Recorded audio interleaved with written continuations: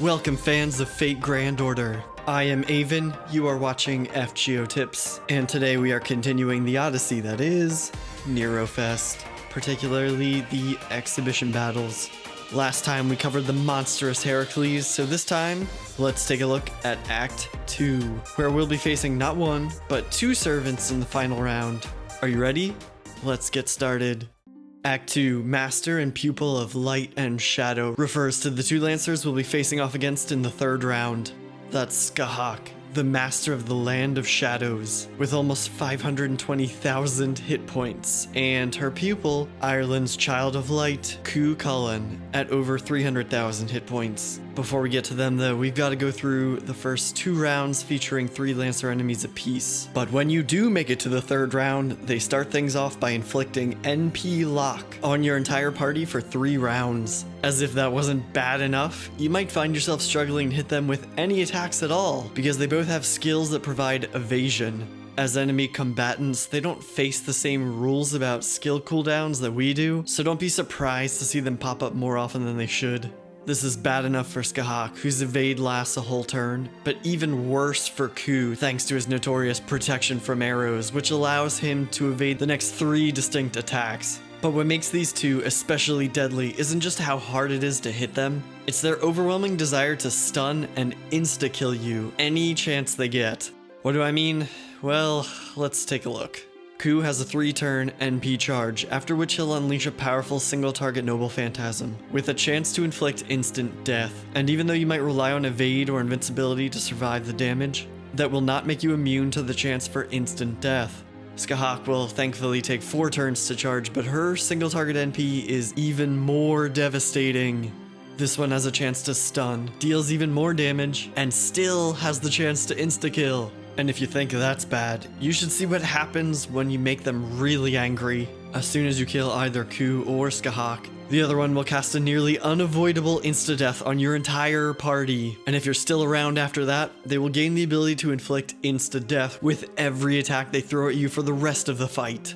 Yikes. Okay, so what can we do about this?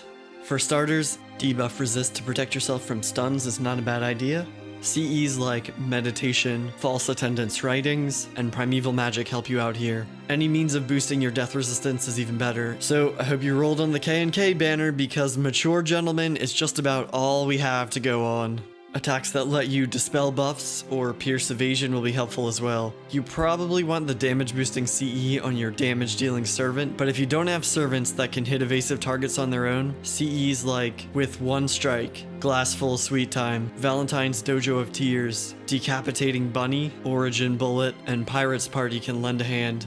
You even have the option of running with the Brilliant Summer or Royal Brand Mystic Codes, each of which will allow one ally to ignore evade for a single turn. Now let's not forget about the worst part of the fight. What's going to happen when only one of them is left standing? Frankly, the best way to deal with this situation is to avoid it entirely. Try to spend the first 3 rounds while your NP is sealed, knocking Skahak's HP down to Cu's level. Once they're about even, you can unleash some nice AoE NPs to knock them both out at the same time, and avoid the whole messy situation. Saber Shiki is going to be one of the best AoE sabers for this particular battle. Her Mystic Eyes of Death Perception allow her to hit despite evasion buffs, while also powering up her Noble Phantasm. Add the attack buff from Cloudshine, and you can do some serious damage. Mordred is another great option, with a powerful Buster AoE NP, Mana Burst for even more damage, and the ability to clear debuffs like stuns from herself, thanks to the Secret of Pedigree.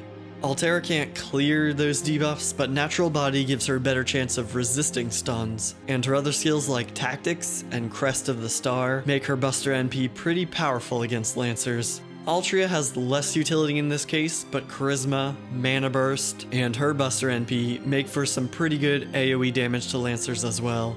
Even Altria Alter shares the same toolkit with Charisma, Mana Burst, and her own Buster NP. If you're looking at 4-star sabers though, there are 2 others that make for interesting options. Gawain has 2 different skills to boost the damage of his AoE Noble Phantasm, but it's the guts from his Belt of Bertilac that give him a chance to recover from an untimely insta-kill attack.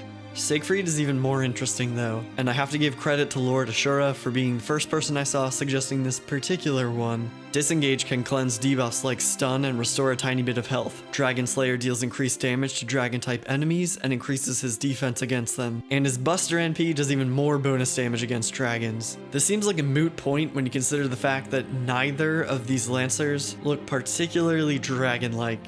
But we can fix that. Well, Georgios can. His Noble Phantasm has the interesting ability to apply the Dragon trait to one enemy for 3 turns. It might be tough to tag both of them with this in time for an AoE from Siegfried, but it seems like one of those crazy plans that might be fun to try out. If worse comes to worse, Georgios has both Taunt and Guts in his toolkit, so he'll make for a useful martyr when you need someone else to get stabbed by those pesky spears. For support, you still have Mosh as an option, but Obscurant Wall of Chalk isn't as useful in this fight because of the chance to be insta-killed despite the invincibility. Next up, Waver is, well, you know, Waver. Great for just about everything. He'll help you pump out more of those AoE Saber NPs if you need them, and his ability to stun and reduce enemy NP gauges with this NP is super clutch. Tamamo is another great support option, especially if you're fortunate enough to be relying on Saber Shiki's arts-based Noble Phantasm, thanks to the arts buff built into Fox's Wedding. If you still haven't filled out your lineup, consider any servants with the power to stun, charm, and otherwise delay the impending death that is a Noble Phantasm from Skahak or Ku. These delay tactics might help you scrape together enough NP to launch the final AoE at them. When in doubt, don't forget that using a single command spell to fully heal a servant or fully charge an NP bar is a possibility, and using them early will give you time to let them recharge for the later fights. If all goes according to plan, you should be ready to move on to Act number 3. More info on that one next time. In the meantime, what did you think of that extended server maintenance, eh? Now that we're finally into the event, did you roll on that banner or save those courts? Either way, I wish you the best, and most of all, thanks for watching.